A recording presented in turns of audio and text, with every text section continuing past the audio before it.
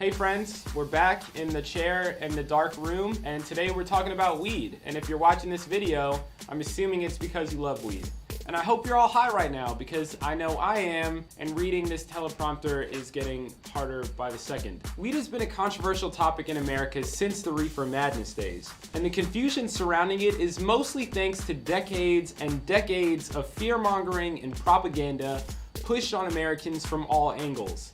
But we're putting an end to that. Folks, I'm here to explain why weed is good, and hopefully clear up some of the misconceptions about the devil's lettuce that we've all been force-fed since elementary school. Are we allowed to smoke weed on camera? I've done it before though. I mean in LA, but I've done it. When was the first time you smoked weed? Remember those Above the Influence commercials? That one girl is a literal skin flap with moving eyes for some reason? Or the other one featuring the Teenage Mutant Ninja Turtles in like a 3rd grade class? Honestly, the Teenage Mutant Ninja Turtle one is like one of my favorite commercials. The kid's like, "Hey Joey, I got some stuff for you to try.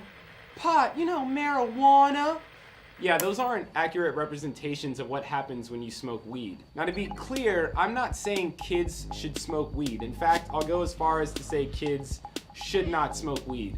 This video is for the adults in the room. But yeah, the messages that those videos are trying to get across, that cannabis will ruin your life, make you lazy and dumb and unsuccessful, that's all bullshit. Several studies have found that weed smokers are often thinner, fitter, and generally more active than people who don't use cannabis. And while competing studies have claimed to find conclusive evidence linking lower IQs, lower levels of success, and lower levels of motivation or focus among repeat marijuana users have been found to be false, or at the very least conducted poorly. Even the authors of a 2012 study acknowledged that their data cannot definitively attest to whether there is a causal relationship between low IQs and prolonged cannabis use. And follow-up studies conducted among identical twins haven't found any evidence that marijuana use leads to a decline in intelligence.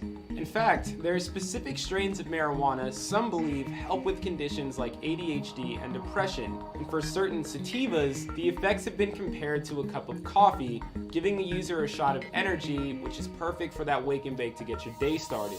So that is to say, not all strains of cannabis glue you to your couch. But Lee, what about all that stuff I've heard about marijuana being a gateway drug? Well, I'm glad you asked, because scientists haven't bought that theory since the 90s. A report published by the National Academy of Sciences in 1999 stated that because underage smoking and alcohol use typically precede marijuana use, marijuana is not the most common and is rarely the first gateway to illicit drug use. There is no conclusive evidence that the drug effects of marijuana are causally linked to the subsequent use of other illicit drugs. And speaking of other illicit drugs, I've actually seen marijuana help someone beat their opioid dependence free of any pharmaceuticals. But legalizing is going to mean mass pot use, you say? First of all, if it did, so what? We're all high already, dog.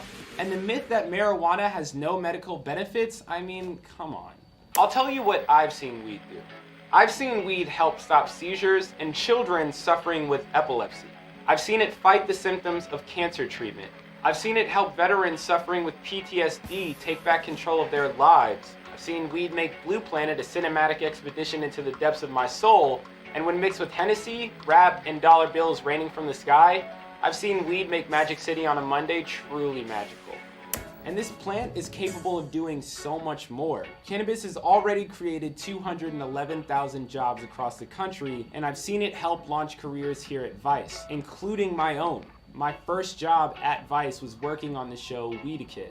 Weed is great because it's versatile. It can go into food, it can build startups, inspire technological innovation, and sustain an entire tourism industry in cities all over the world. And as Vice has covered in the past, apparently it gives women better orgasms, but I've never really seen that because I don't get laid. I've seen weed smoked out of a crab leg by one of the smartest, most principled men I've ever known. In fact, I've seen weed smoked out of basically everything. I've seen it smoked out of ice, out of a raw potato, out of a blow-up mattress air pump, out of a snowman, out of random camping equipment. I've seen weed prove the war on drugs never really worked. Because all of this has come at the expense of minority and marginalized communities who have been thrown in prison for decades over small, non-violent drug offenses. And I've seen law after law threaten all the good that this plant has done because our lawmakers have bought into 50 years of propaganda, accepted checks from the anti-cannabis lobby, or been too distracted by tax revenues to legalize it the right way. So this 420, when you spark up that celebratory J, remember that the same people who suffered for this plant to become legal are now being kept out of its future. So during this weed week, don't just fight to legalize it, make it equal, because this plant has proved it can change lives. It's changed mine.